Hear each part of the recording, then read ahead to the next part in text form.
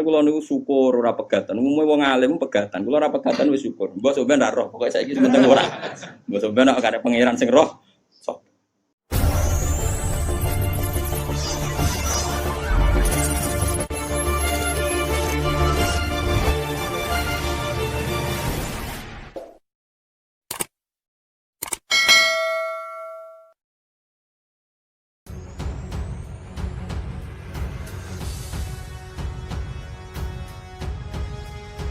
Ustadz yang tengah populer dengan dakwahannya yang selalu ditunggu masyarakat, meski tersandung beberapa kontroversi, namun popularitasnya tidak tergoyahkan.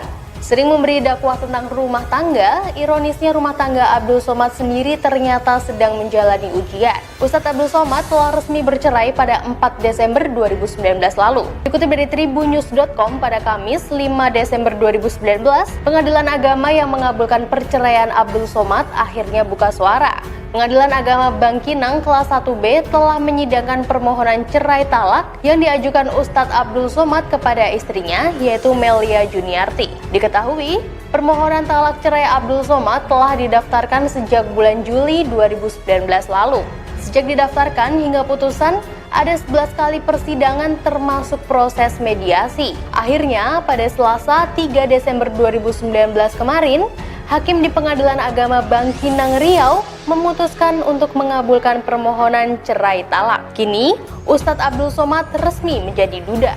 Meski telah menjadi duda, Ustadz Somad tidak berhenti berdakwah. Dilihat dari beberapa unggahannya, Ustadz Abdul Somad mengisi tausiah di Pangkalan Bun, Kalimantan Tengah. Selanjutnya, berpindah ke Tarakan, Kalimantan Utara. Masih di Kalimantan Utara, Ustadz Abdul Somad memberikan tausiah di Masjid Al-Kausar, Pulau Bunyu, Kalimantan Utara. Selanjutnya, Ustadz Somad menuju Tanjung Selor, ibu kota Kalimantan Utara, pada Rabu 4 Desember 2019. Ustadz Somad mengisi tablik akbar di Masjid Agus Istiqomah, Tanjung Selor. Dari akun Instagramnya, Ustadz Abdul Somad juga menyempatkan ziarah ke makam Sayyid Ahmad Al-Maghribi yang telah wafat pada tahun 1803.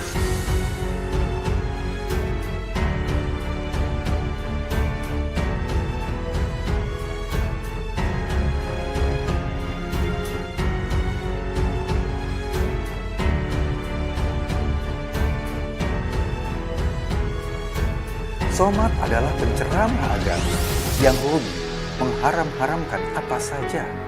Somad mengharamkan menonton drama Korea. Somad juga mengharamkan bermain catur. Karena hobi mengharam-haramkan itulah, bisa saja istri yang tadinya halal bagi Somad akhirnya diharamkan juga. Media juga menggoreng isu tentang poligami gitu ya.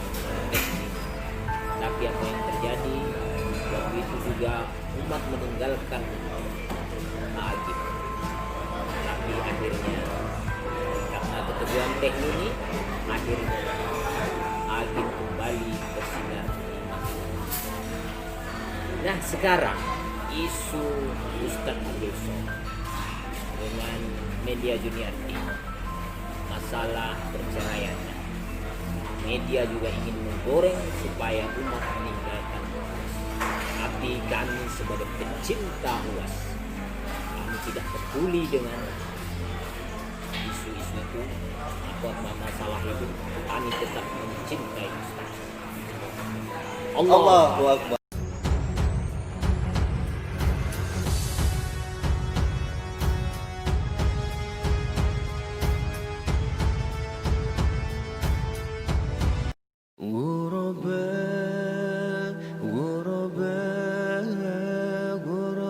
Lan kula niku syukur ora pegatan. Umume wong alim pegatan. Kula ora pegatan wis syukur. Mbok sampeyan ra roh, pokoke saiki penting ora. Mbok sampeyan nek kare pangeran sing roh. Sok. Imam Sibawi. Niku senengane ngarang kitab. Imam Sibawi darani Sibawi iku mergo ambune koyo apel. Ganteng. Wis ngono ambune koyo apel, Mas. Ora koyo ambune Mas Sibawi ora koyo ambune koyo. Kabeh wong wedok-wedan jenenge Imam sinten. Ganteng lek jekno. Pas dekne alim pas umur-umur produktif sekitar 36 32 alim. Iku dalun bojone ngenteni dikumpuli yo menulis kitab iki dipindah kitab. Nanti pirang-pirang jilid jenenge Alkitab. Karena jenenge kitab dene mau Alkitab. Cara bahasa Indonesia kayak Injil. Bahasa Indonesia muni Alkitab wae.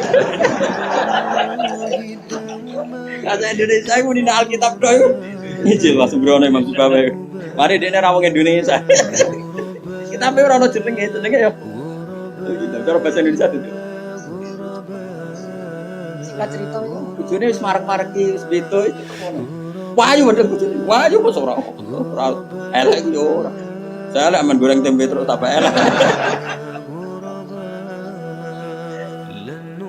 Terus saya bojone mikir, aku nganti dibaroi mergo barang iku kitab. Suatu saat paginya misalnya aku kertas entek aku ngarang mau pasar betul aku nama. Nah, saya gak kata fotokopi mau pasar ya tuh. Dobong kita pikirannya yang menyibukkan dari dia itu sudah dihilangkan. Rupa-rupanya wis dinopo. Oh Imam Sito kitab itu tak apa. Gara-gara kitab itu ora tau ngurusi aku. Cepet gak bojone mangsane aku ora milih.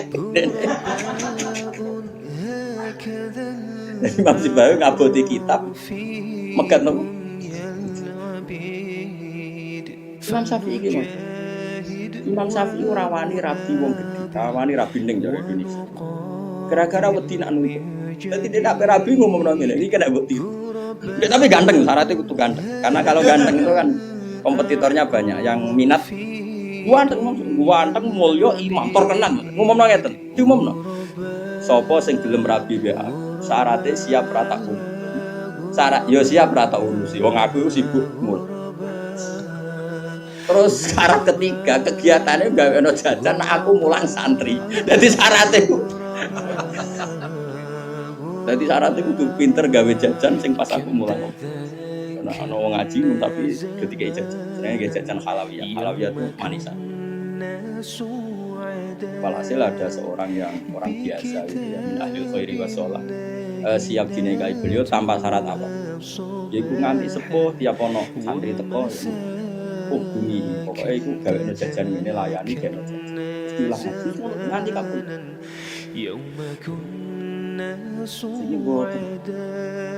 Jadi wong dhisik saking senenge ilmu, bojo iku digolekno kriteria sing nopang.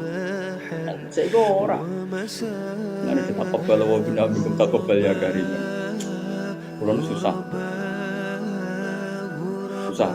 Wah, kayak wong alim tuntas, yakin gara-gara situ tuntas pur. Akeh gak kancane sampean zaman mondok iso maca muin. Salene dunia hafid sing rada lanya, akeh.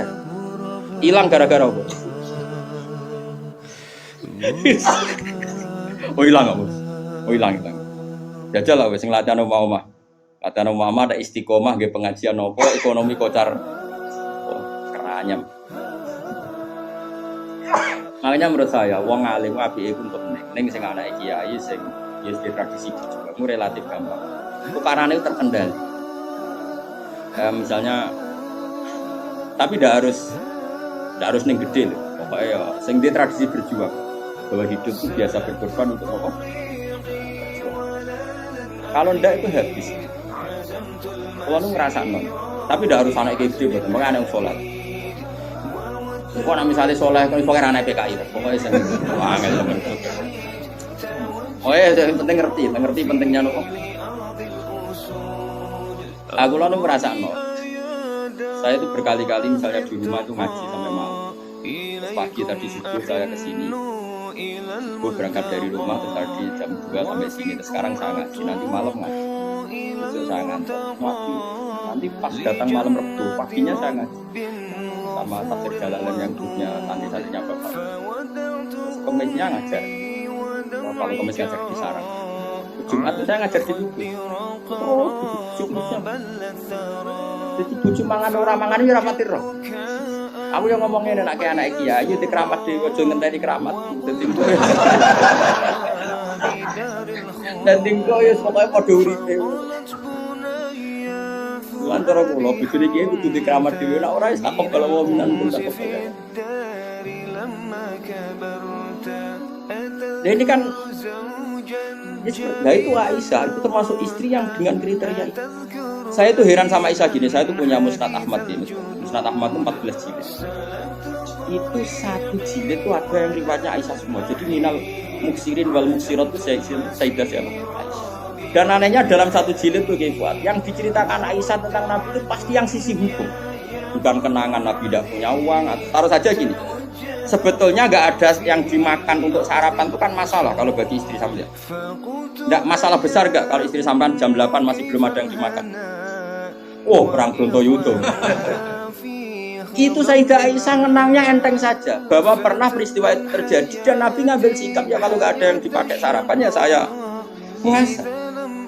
Aisyah ya oke ya Rasulullah, kalau nggak ada yang sarapan ya kita puasa. Kowe bayang no di bojomu ayo. Nak nganti kiamat. Kok segampang itu menyelesaikan masalah ekonomi, masalah. Dan itu Aisyah cerita ada dalam konteks dia kecewa tentang keuangan Rasulullah, cerita dalam konteks bahwa puasa sunat itu udah harus nginep niat. Buktinya Nabi pernah puasa setelah ada informasi gak ada yang dimakan. Coba kalau gak orang bener-bener solihah. Ayo bojomu kira-kira dia mabuk ngono ta ora? Ono sarapan bikin sebulan, ayo Pak poso. Sekabeh. Assalamualaikum warahmatullahi wabarakatuh. Bismillahirrahmanirrahim. Klarifikasi Ustadz Abdul Somad UAS. Saya Haji Hasan Basri SAG SHMH, kuasa hukum Ustadz Abdul Somad UAS, menjelaskan terkait berita perceraian antara UAS dengan Melia Juniarti sebagai berikut. 1. Bahwa Ustadz Abdul Somad UAS dan Bu Melia Juniarti menikah pada tanggal 20 Oktober 2012 dan telah dikaruniai seorang anak laki-laki yang bernama Midzian Hazik Abdillah bin Abdul Somad Batubara. 2. Bahwa permasalahan rumah tangga Ustaz Abdul Somad sudah lama terjadi, hampir 4 tahun yang lalu, jauh sebelum UAS sebagai pendakwah yang populer dan viral di media sosial. Berbagai usaha telah dilakukan oleh UAS untuk mempertahankan rumah tangganya, terutama sebagai kepala rumah tangga dalam mendidik Melia Juniarti, namun tetap tidak berhasil dan tidak berubah. UAS telah melakukan tahapan-tahapan sesuai ajaran syariat Islam, nasihat, pisah ranjang, musyawarah dan konsultasi keluarga, talak 1 dan talak 2, yang berakhir tahap berpisah tempat tinggal pada bulan Mei 2016 sampai saat sekarang ini. 3. Bahwa oleh karena tidak ingin berlarut-larut, yang tentunya akan menimbulkan fitnah dan mudarat yang lebih besar di kemudian hari. Hal ini sesuai dengan kaidah fikih yang berbunyi darul mafasid aula min jalbil masoleh. Mengantisipasi dampak negatif harus diprioritaskan daripada mengejar kemaslahatan yang belum jelas. Apabila berlawanan antara satu mafsadat dengan maslahat, maka yang didahulukan adalah mencegah mafsadatnya. As-Suyuti Al-Asbah wa Nazahir. 4. Bahwa UAS walaupun sudah berpisah lebih kurang sejak 4 tahun yang lalu, namun tetap bertanggung jawab memberikan nafkah bulanan dan fasilitas untuk Bu Melia Juniarti, terkhusus ananda yang tercinta Midzian Hazik Abdillah. UAS selalu menyediakan waktu secara khusus dalam kesibukan dakwahnya untuk tetap bersama, menemani, bermain, jalan-jalan dan lain layaknya orang tua yang selalu menyayangi dan mendidik anaknya. 5. Bahwa UAS sebagai warga negara yang baik, maka pada tanggal 12 Juli 2019 mengajukan secara resmi permohonan cerai talak ke Pengadilan Agama Bangkinang dengan nomor perkara 604/2019/PAPBKN dan telah diputus oleh Majelis Hakim pada tahap proses persidangan kes 11 pada hari Selasa tanggal 3 Desember 2019 dengan diktum putusan memberi izin kepada pemohon Abdul Somad Batubara bin Bahtiar untuk menjatuhkan talak satu raj'i terhadap termohon Melia Juniarti binti Asman di depan sidang Pengadilan Agama Bangkinang. 6. Bahwa di saat ketidakharmonisan rumah tangga terus terjadi dan tanpa solusi, perceraian bukan langkah mundur, mungkin bisa terjadi pada siapapun dan manusiawi. Ustaz Abdul Somad sangat menyadari bahawa Allah Subhanahu wa taala berkuasa atas semua takdir manusia dan Allah Subhanahu wa taala akan menguji hambanya sesuai dengan kapasitasnya masing-masing. 7. Bahawa setiap orang akan membaca dan berpikir dengan cara berbeda. Kebaikan tidak selalu dihargai, keburukan tidak selalu dinistai. Aku tidak perlu menjelaskan tentang diriku karena musuhku tidak percaya dan sahabat-sahabatku tidak memerlukan itu. Ungkapan Sayyidina Ali karamallahu wajhah. 8. Bahawa hidup bukanlah siapa yang terbaik, tetapi seberapa banyak kebaikan yang bisa kita lakukan. Apapun cobaan yang menimpa harus kita hadapi dengan sikap positif. Semoga dapat dimaklumi. Wassalamualaikum warahmatullahi wabarakatuh.